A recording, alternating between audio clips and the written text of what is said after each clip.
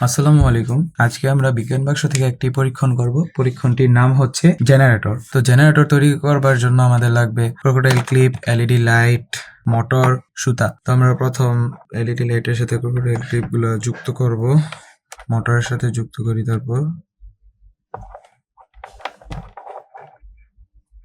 তো এখন আমরা সুতাটা মোটরের এই অংশের সাথে পেঁচিয়ে টান দিলে লাইটটি জ্বলে উঠবে, আমাদের জেনারেটর তৈরি হবে। এটা পেঁচিয়ে ঘোরানোর ফলে বিদ্যুৎ উৎপন্ন হবে।